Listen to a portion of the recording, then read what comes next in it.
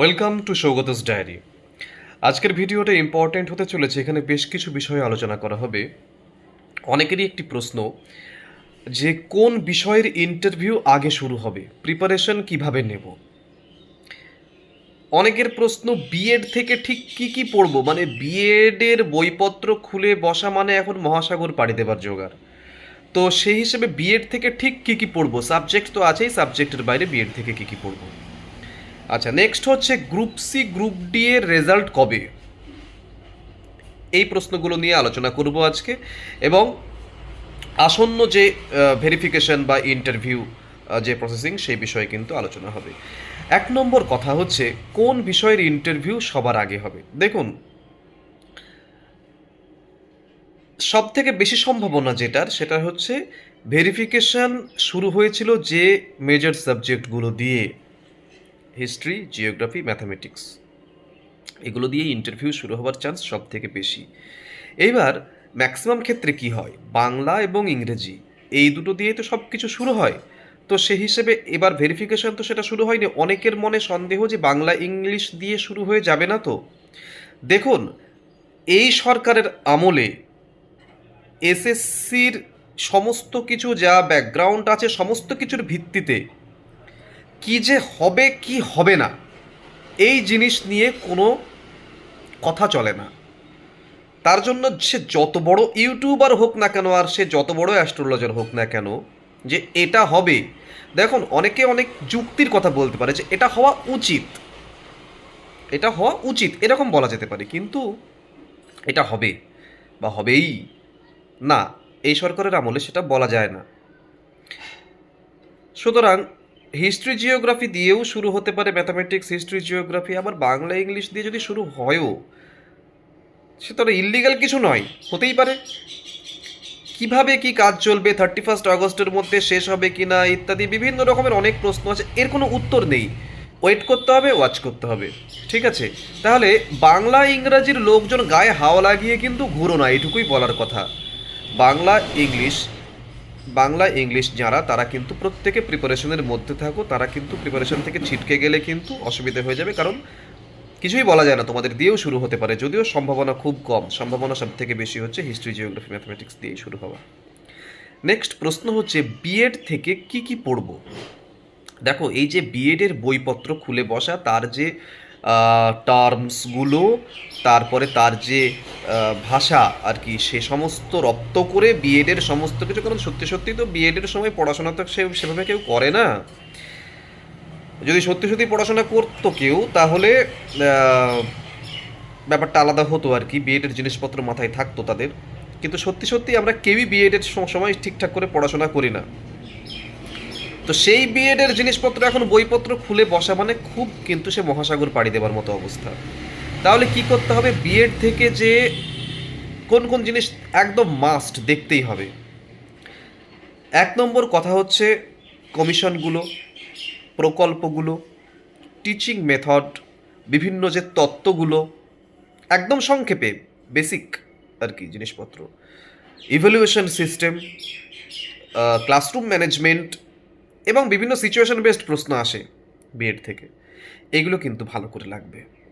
ঠিক আছে, এবার ওই যে ইনক্লুসিভ এডুকেশন বলো, বা মানে ইনক্লুসিভ এডুকেশন থেকে প্রচুর প্রশ্ন হতে পারে। ঠিক আছে, তো তোমরা যদি মনে করো, ভিডিও রয়েছে টোটাল বিএডের জিনিসপত্রের একদম এ টু জেড সমস্ত কিছু দিয়ে দিয়েছি। আরও যা যা মনে পড়ছে মাঝে মাঝে, মানে আমি প্রায় 98% দিয়ে দিয়েছি মনে করি, তবুও মাঝে মাঝে যখন মনে পড়ছে তখনও ছোটো ছোটো ভিডিও করে কিন্তু আমি দিয়ে দিচ্ছি, সেগুলো কিন্তু ভালো করে লক্ষ্য রাখতে পারো।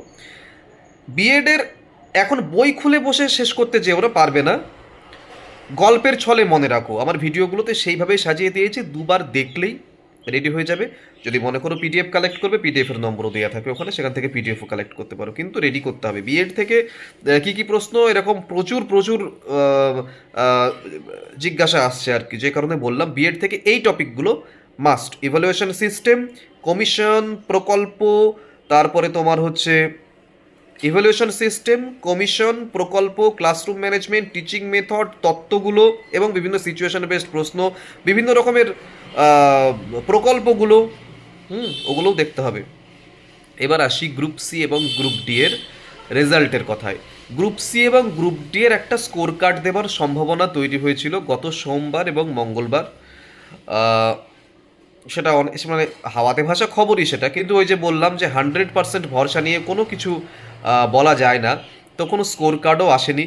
অ্যাকচুয়ালি গ্রুপ সি এবং গ্রুপ ডি এর রেজাল্টটা বের না করার একটাই কারণ হবে, যেটা যেরকম লক্ষ লক্ষ পরীক্ষার্থী তো পরীক্ষা দিয়েছিল, রেজাল্ট বার করে দিলে কি হবে, তার খুব ছোট্ট একটা পার্সেন্টেজ তারা ডাক পাবে, বাকিদের মধ্যে একটা আশাহত হবার ব্যাপার সৃষ্টি হবে। তো ভোটের আগে হয়তো সেটা চাইছেন না সরকার, এরকমই হতে পারে হয়তো। হ্যাঁ, এবার অনেকে কমেন্ট করছেন বা করবেন হয়তো যে আমরা একে ভোট দেবো না, আমরা ওকে ভোট দেবো না, এরকম বলতে পারেন, কিন্তু এটুকু তো নর্মাল একটা ব্যাপার যে 16-17 লাখ পরীক্ষার্থীর মধ্যে মাত্র 15-16 হাজার যখন ডাক পাবে, একটা একটা মানে যুব সমাজের মধ্যে একটা বিরূপ প্রতিক্রিয়া দেখা দিতে পারে, হয়তো সেই রিস্কটা নিচ্ছেন না সরকার, এবং যে কারণে হয়তো ভোটের পরেই রেজাল্টটা বের করবে। যাই হোক, রেজাল্ট তো বের হবেই, ঠিক আছে, রেজাল্ট বের হবেই, কোর্ট অর্ডারের পরীক্ষা হচ্ছে, রেজাল্ট তো বের হবেই, কোনো অসুবিধা নেই। তাই গ্রুপ সি গ্রুপ ডি এর যারা আছো তাদেরকে বলবো যে প্রিপারেশনের মধ্যে থাকো, মাস তিনেক ধরো, তোমাদের কিন্তু ভেরিফিকেশন বা ইন্টারভিউয়ের খবর কিন্তু হবে। এবার আসি কালকের ভিডিওর কথায়। কালকের ভিডিও নিয়ে খুব জলঘোলা হয়েছে, অনেক নেগেটিভ কমেন্ট পড়েছে, ঠিক আছে, কোনো অসুবিধা নেই, গঠনমূলক সমালোচনা আসতেই পারে এবং আমি গ্রাহ্য করি তাদেরকে, অনেক কমেন্টের উত্তর দিয়েওছি, কিন্তু সমস্ত কমেন্টের উত্তর দেওয়া সম্ভব নয়। আচ্ছা, একটা কথা বলি, কালকের ভিডিওতে যেখানে আমাকে ম্যাক্সিমাম মানুষ বলেছেন আমি স্ববিরোধী কথা বলেছি, স্ববিরোধী কেন, কারণ আমি প্রত্যেকটি ভিডিওতে আমি বলি প্যানেল ক্যান্সেল হবার কোনো চান্স নেই, এখনও বলছি এই প্যানেল ক্যান্সেল হবার কোনো চান্স নেই। এবার আপনি বলবেন যে আমি স্ববিরোধী কথা বলছি, দেখুন ওই 10 নম্বরের যে সমস্ত এক্সপিরিয়েন্সের নম্বর আছে বা আরও যা কিছু আছে সব কিছু নিয়ে, এমনকি ওই এক্সপায়ারি অফ প্যানেলও যদি কিছু হয়, সমস্ত নিয়ে কিছু হয়েও আর কি প্যানেল ক্যান্সেল হবে না, প্যানেল ক্যান্সেল হওয়া অত মানে সহজ কথা নয়। কিন্তু যদি কঠিন কথা হয় তবুও তো হয়েছিল, 2016 প্যানেল ক্যান্সেল হয়ে গিয়েছিল, তাই না?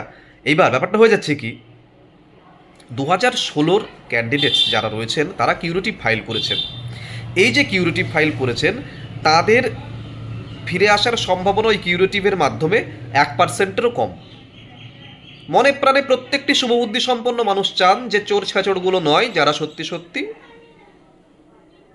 নিজের যোগ্যতায় চাকরি পেয়েছিল তারা ফিরে যান, তারা কেন এইটা সাফার করবে, এটা প্রত্যেকটি শুভবুদ্ধি সম্পন্ন মানুষ চান, আমিও চাই। কিন্তু এরা যদি সত্যি ফিরে যান, 16 যারা রয়েছেন তারা যদি ফিরে যান, সেক্ষেত্রে নতুন যে প্যানেলটি SLST-2 এর, সেটি একটি বিরাট প্রশ্নচিহ্নের মুখে পড়বে। সুপ্রিম কোর্ট অবশ্যই তার তদারকিতেই তো পরীক্ষা হয়েছে, তাহলে কোর্ট অর্ডারে যদি পরীক্ষা হবে তাহলে কোর্টই সমস্ত কিছু নষ্ট করে দেবে। দেখুন, যাই হোক না কেন, আমি আমি আমি কালকের যে ভিডিওটাতে বলেছি একটা বিরাট জটিলতার সৃষ্টি হবে, কিন্তু যারা চাকরি পেয়ে গেল, ফ্রেশার যারা, তারা কি বসে থাকবে, তারা কি কেস করতে জানবেন না, বা তারা কি আইনি পদক্ষেপ নিতে পারবেন না? ওই যে বললাম যে একটা জটিলতার সৃষ্টি হতে পারে, মানে মানে আজকালকার দিনে কোন জিনিসটা আইনি পদক্ষেপ ছাড়া অথবা আন্দোলন ছাড়া পাওয়া যায়, তাই না? তো সেই হিসেবে যারা যারা চাকরি পেয়েছেন বা চাকরি যারা পাবেন, মানে যাদের স্কোর ভালো আছে, যারা বুঝতে পারছেন যে আমার একটা বিরাট পসিবিলিটি রয়েছে, তারা তো বসে থাকবেন না।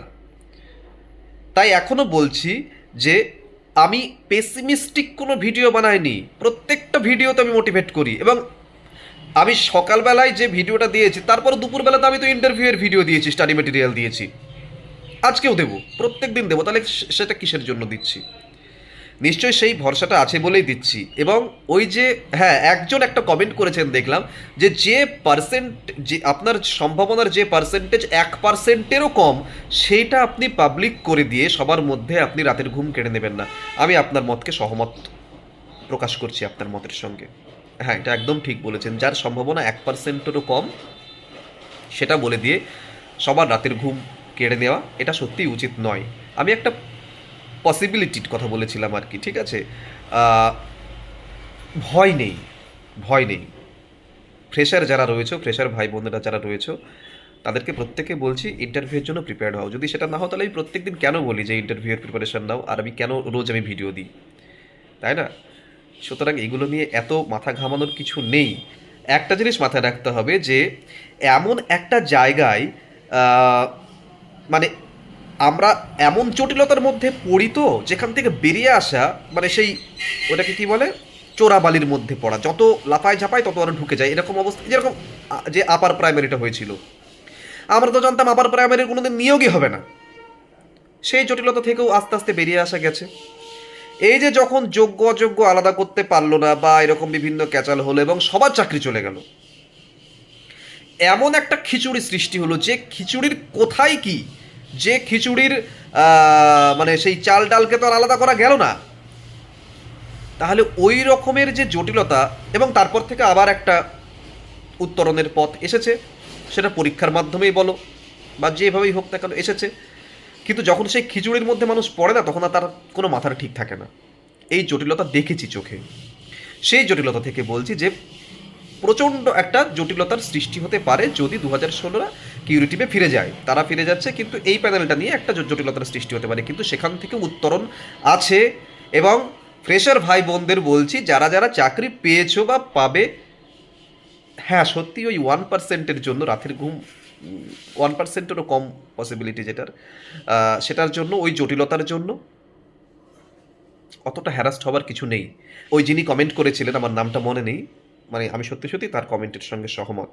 কারণ সত্যি সত্যি এই ভয়টা অনেকেই পাচ্ছেন, আমি তার একটা উত্তর দেওয়ার চেষ্টা করেছি, যেটা প্রত্যেক দিনই করি এবং প্রত্যেক দিন তোমরা এই করো, আহ, সেটার প্রশংসা করো। এবং আমি তো প্রশংসা পাওয়ার জন্যও তো সেই মোটিভেশনগুলো দিই না, সেগুলো তো সত্যি সত্যি ফ্যাক্ট বলে দিই। এখানেও একটা ফ্যাক্ট ছিল এটাই যে যদি ওটা হয় তাহলে এটা একটা জটিলতার মুখে পড়বে। ঠিক আছে? তো প্রিপারেশন নাও, এসব ছাড়ো, প্রিপারেশন নাও। দেখা যাক 24 তারিখে কী হয়। 24 তারিখে আছে, খবর হবে একটা, দেখা যাক কিউরিটিভির। আর প্রিপারেশন নাও ভালো করে, ইন্টারভিউয়ের সমস্ত ভিডিও আছে, সেগুলো দেখো। ভালো থাকো, দেখা হচ্ছে পরের ভিডিওতে খুব তাড়াতাড়ি।